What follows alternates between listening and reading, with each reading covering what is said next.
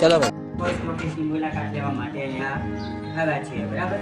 ગયા શનિવારે લાઈવ ઢોકળાનો કાર્યક્રમ હતો, આજ લાઈવ જોવાનો કાર્યક્રમ છે. ખાવાનો નહીં પણ જોવાનો. હવે પોસ્ટ ઓફિસ તમે બહુ અનુભવ નહીં કર્યો હોય, પણ મને યાદ છે કે અમે નાના હતા ત્યારે એક વ્યક્તિથી બીજી વ્યક્તિ સાથે દૂર સુધી સંપર્ક કરવા માટે ત્યારે મોબાઈલની જે સુવિધા રહી એવી કોઈ સુવિધા હતી નહીં.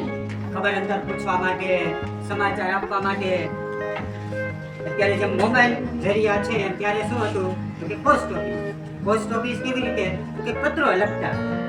મને યાદ છે હું હોસ્ટેલમાં રહેતો ત્યારે પોસ્ટકાર્ડ લખતા અમે ઘરે. 25 પૈસાનું એક પોસ્ટકાર્ડ આવતું ત્યારે 25 પૈસા લખેલા હોય. હા, તો એમને ટપાલ લખતા ઘરે. એ ટપાલ પેટી આવે લાલ કલરની, તમે જ્યાં આવી ટપાલ પેટી, એમાં પોસ્ટકાર્ડ નાખી દેવાનું. પછી જે ટપાલી હોય પોસ્ટમેન એ આવે, એમાંથી ટપાલો કાઢે અને ત્યારબાદ એ પોસ્ટ ઓફિસે લઈ આવે. એમાં જે જે ગામની ટપાલું હોય એ અલગ કરે અને એ પ્રમાણે બસમાં કેવી રીતે ટપાલોનો પાર્સલ મોકલાવે, ગામમાં પહોંચે. એ ગામની અંદર જ્યાં પોસ્ટ ઓફિસ હોય ત્યાં એ ટપાલું ભેગી કરે અને વિસ્તાર પ્રમાણે પોસ્ટમેન શું કરે એ ટપાલો પહોંચાડે. આવી રીતે અત્યારે કેવું થઈ ગયું કે મોબાઈલ યુગ આવી ગયો એટલે આપણે કોઈ તકલીફ જ નહીં. કોઈની સાથે વાત કરવી છે, આ તરત કોલ લગાડ્યો. હવે તો કેવું ફેસ ટુ ફેસ વાત થાય, કેવી રીતે વિડીયો કોલ દ્વારા. પણ ત્યારે તો કેવું હતું, માનો કે કોઈને સમાચાર આપવા હોય તો આજે તમે ટપાલ લખો કે ટપાલ પેટીમાં નાખો, ત્યાંથી તમારા જ્યાં સમાચાર પહોંચાડવાના ત્યાં સુધી પહોંચાડતા 2 દિવસ 3 દિવસ 4 દિવસે લાગી. એ ટપાલ મળે, એ વાંચે, એનો જવાબ આપે, એ જવાબ આપે હવે પહોંચતા બીજા 3-4 દિવસ લાગી. અને અત્યારે સમાચાર આપવા હોય તો પૂછવા હોય તો કેટલી વાર લાગે? વધારે 5 સેકન્ડ. રિંગ વાગે, ફોન ઉપાડે, વાતચીત થઈ ગઈ, વાત પૂરી. પણ પહેલા જ્યારે મોબાઈલનો સમય હતો નહીં ત્યારે આ ટપાલ એટલે કે પોસ્ટ ઓફિસ એ જ મુખ્ય સ્ત્રોત હતો એકાબીજાને સમાચાર પહોંચાડવા. તો અત્યારે તમને જે માહિતી નથી કે ભાઈ ટપાલ કેવી હોય, એટલે કે પોસ્ટકાર્ડ કેવું હોય, કેવી રીતે ટિકિટો એમાં ચોંટાડવાની આવતી હોય, કેવી રીતે એક જગ્યાએથી બીજી જગ્યાએ ટપાલો પહોંચે, અને આપણે જે મુલાકાત લેવા પોસ્ટ ઓફિસની એનું કામ કઈ રીતે ચાલે છે એ બધી માહિતી આપણને હવે ભરતભાઈ આપશે. આપી શકો મોબાઈલ અંદર એપ લઈને આની અંદર એપ્લિકેશન આપી જાય પોસ્ટની, અને આની અંદરથી તમારું એસબી, આરડી, સુકન્યા, પછી આરપીએલ, પીએલ જે કોઈ પણ વસ્તુ હોય એ તમે બધી આમાં ભરી શકો. તમારે ઓફિસ આવવાની જરૂર નથી. આ છે પૈસા જમે કરવાનું આપણે એસબી ખાતું. એસબી ખાતું એટલે પહેલા તમને બુક બતાવી દો. આવી લાલ બુક આવે, અહીંયા મેં લખી દઈએ એસબી ખાતું. અહીંયા ઉપર તમારા એક નંબર હોય, એકાઉન્ટ નંબર, કે તમે કઈ એકાઉન્ટથી તમે ખોલ્યું છે એ એકાઉન્ટ નંબર આની અંદર તમારે લખવાના રહે. તમે કરાવો ને ત્યારે આ સાઈડમાં તો નાના આપ્યા છે પોઈન્ટ બતાય બધાને, બરાબર. આ સાઈડમાં રૂપિયા લખવાના, નીચે તમારી સિગ્નેચર કરવાની, આંકડામાં શબ્દમાં બેહીને જેના નામનું તમે ખોલ્યું હોય એ આ વ્યક્તિનું નામ આવે. એટલે આ જમે કરવાની પહોંચ કહેવાય. આ જ પહોંચ છે એ ઉપાડવા માટે. પૈસા ઉપાડો તમે આવો પોસ્ટ ઓફિસે ત્યારે આ પ્રમાણે આની અંદર 2 જગ્યાએ સિગ્નેચર કરવાની, એક અહીંયા અને એક આ જગ્યાએ. એ તમારી પોતાની જ હાલે, બીજા કોઈ આવે તો હાલશે નહીં. જમામાં ગમે આવી જાય, હું મને આપો તો હું તમે કરાવી દઉં, પણ પૈસા જ્યારે જોતા છે ત્યારે વ્યક્તિ અમારે પોતે જ હોય બીજો પોસ્ટ ઓફિસમાં ગમે ત્યાં. પછી તમે કહો મારા ભાઈને મોકલો, તમે પૈસા ન આપો, બરાબર. જે વ્યક્તિનું ખાતું હોય એ વ્યક્તિ પોતે આવે અને સહી કરે તો જ એના પૈસા ઉપડે. આને સુકન્યા બુક કહેવાય, ટીડી કહેવાય, 5TD 1TD સુકન્યા બધામાં મોલી. સુકન્યા છે ને એ તમે છોકરી જન્મે 1 વર્ષની અંદર ખોલાવી શકો, 10 વર્ષ સુધી 1 વર્ષની અંદર ખોલાવે. વાલી દીકરી યોજના આવે બાળ મંદિરમાં, આ 10 વર્ષ સુધી ખોલાવે. 7.5% ચક્રવૃદ્ધિ વ્યાજ મળે, વ્યાજનું વ્યાજ. પણ એ પૈસા 21 વર્ષે તમને મળે. એ છોકરીને પોતાને જ મળે, એના વાલીને કોઈને મળે નહીં. પૈસા તમારા મા બાપ ભેગા કરે, વાપરવાના તમારે.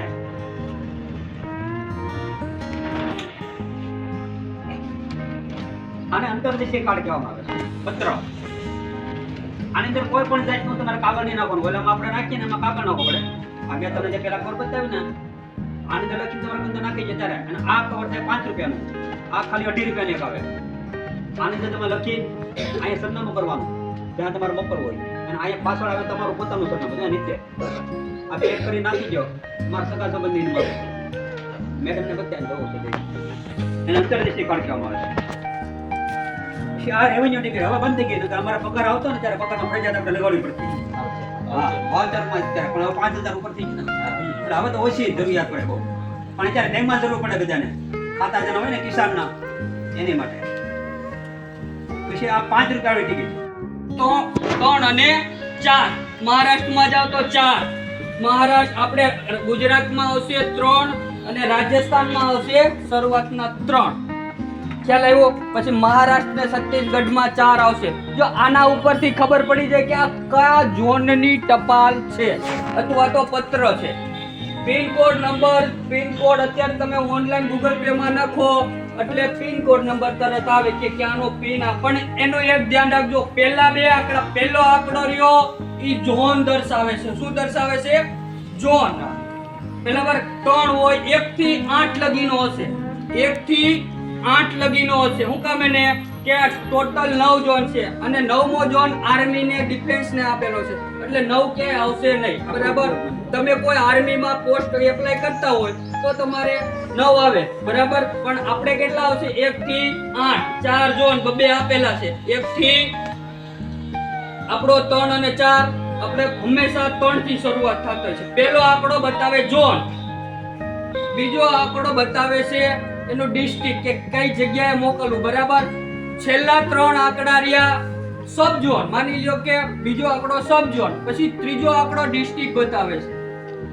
છેલ્લા 3 આંકડા પૂરા થઈ ગયા અને 3 છેલ્લા આંકડા જે તે પોસ્ટ ઓફિસનો એરિયા કે આ તે બતાવે છે એટલે આ થયા પોસ્ટના પિન કોડ નંબર. આપને એમ થાય કે પિન કોડ નંબર કેમ એક જગ્યાએથી બીજી જગ્યાએ આપણી ટપાલ તમે ગમે ત્યાં નાખો તો પોસ્ટ ઓફિસમાં તમારો પિન કોડ હોય તો તમે એને પહોંચાડી શકો બરાબર. એટલે પિન કોડ એનું ફૂલ ફોર્મ થાય છે પોસ્ટલ ઇન્ડેક્સ નંબર. તો 1988 માં હેલિકોપ્ટર દ્વારા પણ ટપાલની શરૂઆત કરવામાં આવી બરાબર. પછી ધીમે ધીમે પેલા ટેલિફોન અને પોસ્ટ બે ભેગું હતું ધીમે ધીમે નોખું પડી ગયું બરાબર. પછી ધીમે ધીમે ગતિ કરતું ગયું અને અત્યારે આપણી વર્લ્ડ હેરિટેજની સાઇટોમાં અમુક જોવાલાયક પોસ્ટ ઓફિસો છે બરાબર. એમાં એક મુંબઈની છે સૌથી મોટી પોસ્ટ ઓફિસ એટલે આવી પોસ્ટ ઓફિસો છે અને પોસ્ટ ઓફિસમાં 100 થી વધારે એમાં કાઉન્ટર આવેલા છે બરાબર. પછી એન્ટાર્કટિકામાં સૌથી પહેલી ભારતની બહાર બરાબર એક પોસ્ટ ઓફિસ આપેલી છે ભારતની સૌથી પહેલી અને સૌથી જૂની પોસ્ટ ઓફિસ હોય તો સ્કોટલેન્ડની 1712 માં બનેલી છે. ક્યારે બનેલી છે? 1712 માં. તો આવી પોસ્ટ ઓફિસ પહેલા આપણે એમ લખતા તો ખબર હોય તો પોસ્ટ ઓફિસ વિશે આપણા કેટલા ગીત પણ બનેલા છે. પત્રને લેખે સંદેશે આતે હે પછી એક ઓલું છે જા કબૂતર જા બરાબર. આવી બધી આ બરાબર ચિઠ્ઠી આઈ હે વતન સે ચિઠ્ઠી આઈ હે. આ બધું જો પહેલા અત્યારે મોબાઈલના રસિકોને આમાં ખબર ન પડે બરાબર કે मोबाइल के रसिकों को क्या पता चलता है जो लिखते थे कागज में अपना दिल बराबर. આ જૂના આપડા ખબર હોય તો ગઢિયા બધા દિલ દોરતા ને આવું કરતા ને આવું બધું કોકને પૂછ્યો પોસ્ટ ઓફિસ લખતા કે પોસ્ટ ઓફિસ માંથી ડટો હલકારો બરાબર. તુમ કેતુ ની છે હા હલકારો એટલે એ જો પેલા લૂંટી લેતા હલકારાને તો શું કરતા ખબર એક ખંજરી વાળી તલવાર રાખતા અને નાવનો પણ ઉપયોગ કરતા. પગે ઘૂંઘરા બાંધતા બરાબર. એને લૂંટારો ન લૂંટે. હા લૂંટારો ન લૂંટે. બધાયને પત્રની જરૂર હોય. પગે ઘૂંઘરા બાંધે ને ખંજરી વાળી તલવાર રાખે. આને કહેવાય હલકારો બરાબર. 2 માઇલ અને 4 માઇલ ઘોડાવાળો 4 માઇલ લગી જાતો અને હાલવાવાળો 2 માઇલ લગી જાતો બરાબર. હસતું લેવાનો હેતુ એ જ હતો કે આપણે જાણીએ કે પોસ્ટ ઓફિસ દ્વારા કેવા પ્રકારના કામ થતા હતા ને ત્યારે કેવા પ્રકારના કામ થાય છે.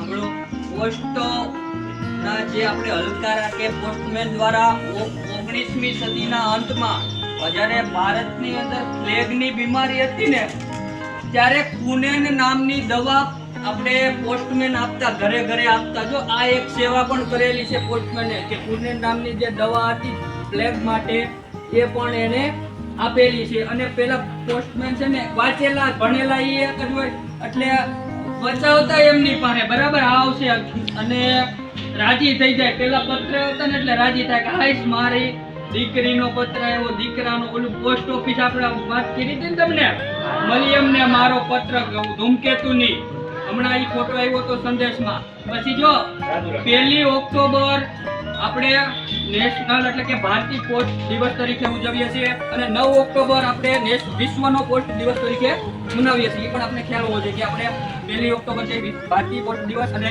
9 ઓક્ટોબર છે વિશ્વ પોસ્ટ દિવસ તરીકે ઉજવીએ છીએ. હવે આપણે ટેબલની માહિતી કેવી રીતે બધી થાય જોવાનું, તમને જે પ્રશ્ન થાય એ પૂછવાના બરાબર. અને ધીમે ધીમે કઈ માહિતી લેવી, પછી સુકન્યા સમૃદ્ધિ યોજના એ પણ અમારી કાલે દીકરીઓનો જન્મ થાય એટલે પછી ભારતની અંદર સેવિંગના લગભગ 8.5 કરોડ ખાતા ધરાવે છે પોસ્ટ ઓફિસ. અને પોસ્ટ ઓફિસ નાબાર્ડ બેંક સાથે મળી અને લોન પણ આપે છે. પોસ્ટ ઓફિસ લોન પણ આપે છે. કોઈને લોન લેવી હોય તો નાબાર્ડ બેંક અને પોસ્ટ ઓફિસનો બેંકનો સંબંધ થાય અને બેંક આપે છે. અને ભારત સરકારને પોસ્ટ ઓફિસો દર વર્ષે 1500 કરોડ કરતા વધારે કમાઈને આપે છે બરાબર. 1500 કરોડ કરતા પણ વધારે કમાઈને આપે છે. એટલે પોસ્ટ ઓફિસનું બહુ મહત્વ છે. પેલા પોસ્ટમેન આવતા એટલે આપણે હરખ થતો કે આ જો એ વાંચી દે એટલે અને અમુક માવું આશીર્વાદ દેતી કે સારો પોસ્ટ લખેલો હોય ને એટલે માતાઓ આશીર્વાદ દે હાય તારું સારું થાય. પોસ્ટ તો મોટી ઉંમરના હોય, નાના પોસ્ટમેન હોય એટલે માતાજીઓ કે માવું આપડ્યું પોસ્ટ ઓફિસ માસ્ટરને આશીર્વાદ દે હે ભગવાન તારું સારું કરે. જો આવા આશીર્વાદ પણ આપતા.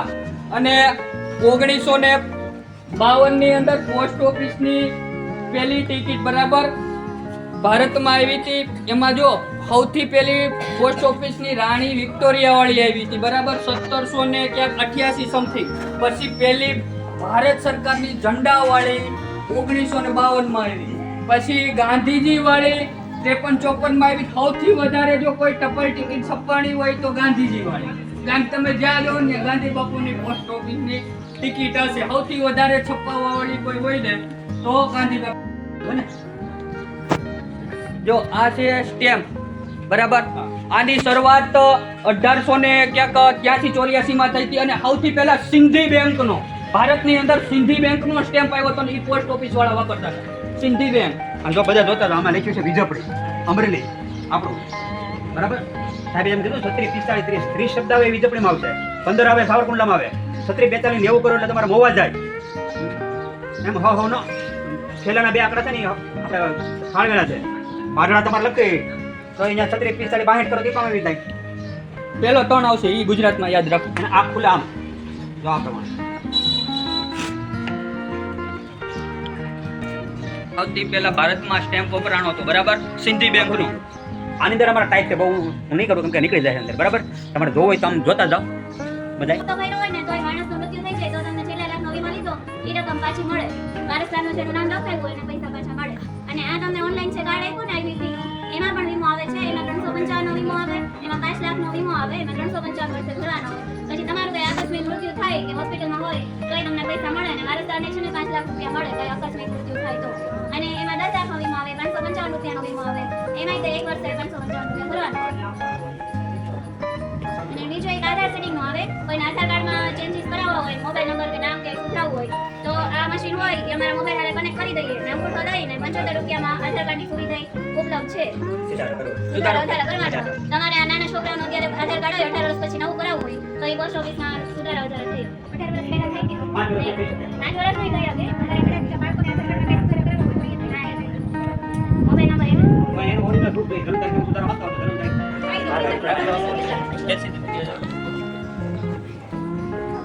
એવી વસ્તુ બનતી નથી આપણો. અને તમે ગમે ત્યાં જાઓ તમને પોસ્ટ ઓફિસ ઉપલબ્ધ થાય બરાબર. એટલે મેન ફાયદો એ કે તમે ગમે ત્યાંથી માની લો તમારી બદલી અને અહીંથી સુરત રહેવા વઈ ગયા તો પણ તમે ત્યાં પણ એનો વ્યવહાર કરી શકો છો. ગામડું હોય તો થઈ શકે. બીજાનું કામ હોય ને ભમર રાજ્ય ન્યાય તમે પોસ્ટમાંથી તમે જો કાયદો ભૂખ મારા પૈસા લેવા તમને આપી છે પૈસા આપી દે. બેંકમાં ખાતું ખોલે તમે ભમરમાં બેંક નહીં હોય. પોસ્ટ ઓફિસ તો નહીં, નાના ગામડામાં ભાઈ. અને બીજા નંબરમાં ફ્રોડ થવાની શક્યતા હોય છે. કોઈ તમારા પૈસા લઈને વઈ જાય, આમ થાય તેમ થાય. એ પોસ્ટ ઓફિસમાં બને નહીં. આધાર કાર્ડ નવા અપડેટ કરવા માટે નવા કઢાવવા માટે બધી કામગીરી પોસ્ટ ઓફિસમાં થાય છે. અને અત્યારે પાર્સલ અને સ્પીડ પોસ્ટ સેવા છે અત્યારે વિદેશો સુધી પાર્સલ દેશ વિદેશમાં થાય છે. અને અત્યારે અમારા માધ્યમ ત્યાં સુધી છે એટલે ડ્રોન કેમેરાથી પણ પાર્સલની ડિલિવરી કરવામાં આવે છે. આવી બધી ઘણી સેવાઓ છે ગામડા લેવલે સુધી રૂરલ એરિયામાં બધે